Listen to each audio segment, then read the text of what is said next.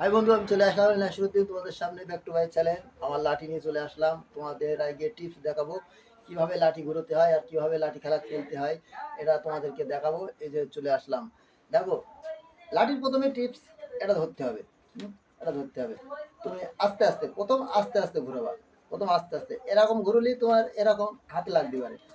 লাঠি ঘুরানোর একটা ইয়ে আছে, এই হাতে ক্যাপস করতে হবে। একদম 3 পাক হয়ে গেলেই একটা ক্যাপস করতে হবে। 3 পাক হয়ে গিয়েছে, এবার এই হাতে ক্যাপস করলাম। 3 পাক হয়ে গেল, এই হাতে ক্যাপস করতে হবে। যেই হয়ে যাবে 3 পাক, সেই ক্যাপস করতে হবে। পড়ে গেল, তোমার দিকে কথা বলতে কি পড়ে গেল, পড়লে হবে না, ক্যাপস করতে হবে। তোমরা দেখো, জিনিসটা দেখো, তারপর বুঝবে।